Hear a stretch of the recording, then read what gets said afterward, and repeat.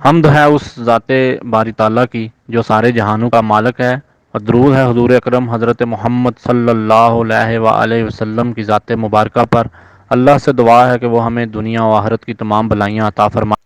بسم اللہ الرحمن الرحیم۔ السلام علیکم۔ اسلام اور کفر کی جنگ اسلام کی ابتدا سے ہی چلی آ رہی ہے، اور پہلے دن سے یہ جنگ شروع ہے، اور جہاں بھی اسلامی ممالک ہیں جہاں پر اسلامی نظام کی بات کی جاتی ہے،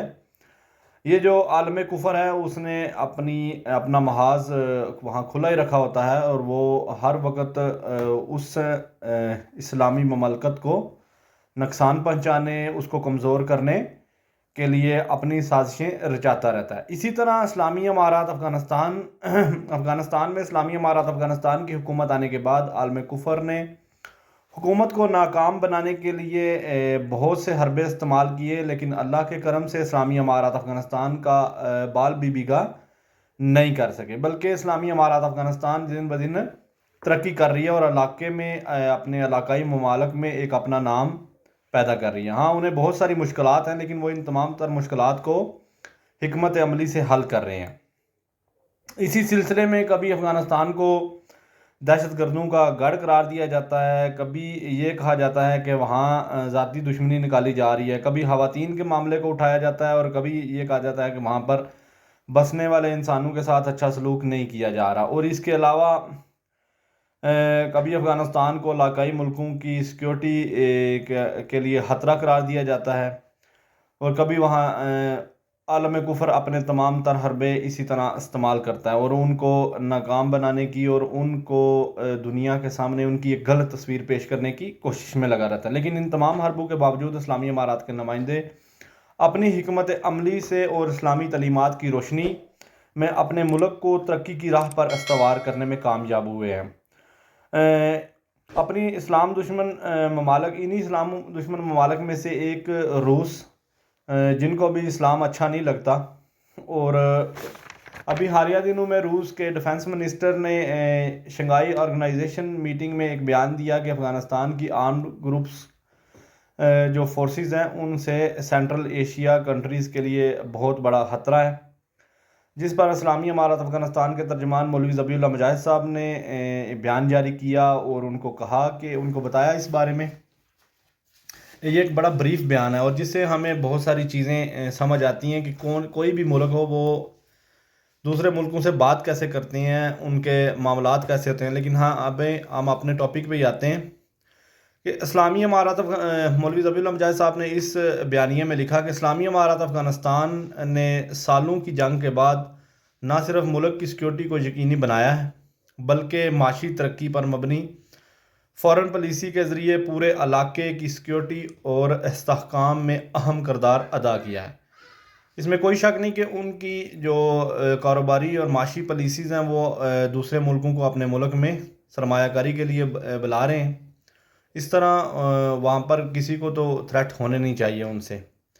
اس کے علاوہ انہوں نے کہا کہ اور ہم نہیں چاہتے کہ کوئی سیکیورٹی خطرات لاحق ہوں۔ روس حکومت کے احکام کو سمجھنا چاہیے کہ پچھلے 2 سالوں سے افغانستان کی طرف سے پورے علاقے اور دنیا کی سیکیورٹی اور استحکام کو کوئی خطرہ لاحق نہیں ہوا۔ البتہ اسلامی امارات افغانستان کی سیکیورٹی فورسز افغانستان میں موجود داعش اور دہشت گرد گروپ کی باقیات کو ڈھونڈ کر شکست دینے کے قابل ہے، اور ہم ان کو ختم بھی کر رہے ہیں۔ اسلامی امارات افغانستان ایک ذمہ دار حکومت ہے۔ اسلامی امارات ایک ذمہ دار حکومت ہے، اور کسی کو بھی ہم اپنی سرزمین استعمال کرنے کی اجازت نہیں دیں گے، اور نہ ہی ہم کسی کے خلاف استعمال کریں گے، نہ کسی دوسرے کو کہیں گے کہ وہ اس زمین کو استعمال کر سکتا ہے۔ اور ہم توقع کرتے ہیں خاص طور پر علاقائی ممالک سے کہ وہ کسی کو بھی افغانستان میں داخل ہونے کی اجازت نہیں دیں گے، اور جن کا مقصد تباہی پھیلانا ہو، کسی بھی ایسے ملک کو جو شر پھیلانا ہو، جو اس کو مقصد غلط ہو، اس کو راستہ نہیں دیں گے، راستہ نہیں فراہم کریں گے کہ وہ ہمارے ملک میں آ کر دہشت گردی کریں۔ اس کے علاوہ انہوں نے کہا کہ افسوس کے ساتھ ہم یہ ضرور کہیں گے کہ افغانستان میں حالیہ ہونے والے واقعات میں علاقائی ممالک کے شہری شامل تھے۔ اس لیے حقائق پر غور کریں، اور یہ بہت ضروری ہے کہ فکر مند حکومتیں اپنی ذمہ داری کو پوری کریں۔ انہوں نے کہا کہ یہ بڑا بہت ضروری ہے کہ وہ لوگ جن کو فکر لاحق ہوئی ہوئی ہے کہ افغانستان ایک بہت بڑا خطرہ ہے، یہ ہے وہ ہے، ان کو اس بات پر اپنی ذمہ داری کرنی چاہیے، ان کو اس بات پر پورا اترنا چاہیے کہ وہ اس بات پر غور کریں کہ ان ملکوں کے نمائندے ہمارے ملک میں دہشت گردی کے واقعات میں کیوں ملوث ہیں، ان ملکوں کے شہری ہو جائیں، جو بھی ہو جائیں، جن کا تعلق ان ممالک سے ہے۔ تو انہوں نے کہا کہ آپ اپنی ذمہ داری پوری کریں، ہم اپنی بڑی ذمہ داری بڑی احسن طریقے سے پوری کر رہے ہیں۔ اور اس میں کوئی شک نہیں، کچھ زمینی حقائق ہوں گے، کچھ دہشت گرد ایسے واقعات ہوں گے جو کچھ لوگ ہوتے ہیں ہر علاقے میں، ہر ملک میں، جو منفی اثرات پیدا کرتے ہیں، جو منفی واقعات میں ملوث ہوتے ہیں، لیکن ضروری نہیں کہ تمام تر حکومتیں ہوں۔ اور اسی طرح اسلامی امارات افغانستان جو دن رات اپنے ملک کو آگے لے جانے کے لیے کام کر رہی ہے، اور جنہوں نے 40 سال جنگ سہی ہے، وہ کبھی بھی یہ نہیں کہیں گے کہ ہمارے اوپر پھر جنگ مسلط ہو۔ وہ اپنے ملک کو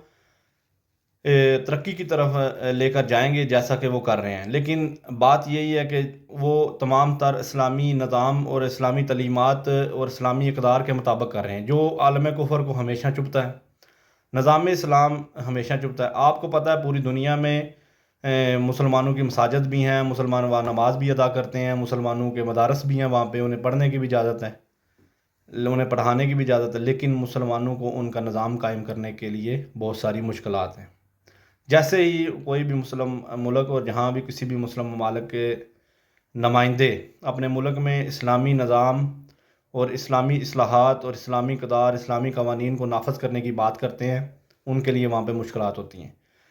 انشاءاللہ جو لوگ حق کے راستے پر چلتے ہیں وہ ہمیشہ کامیاب ہی ہوتے ہیں، دیر سے ہو جائے لیکن ہوں گے۔ آپ کو اور ہمیں بھی پاکستان میں نظام مصطفیٰ کے لیے اپنی کوششوں کاوشوں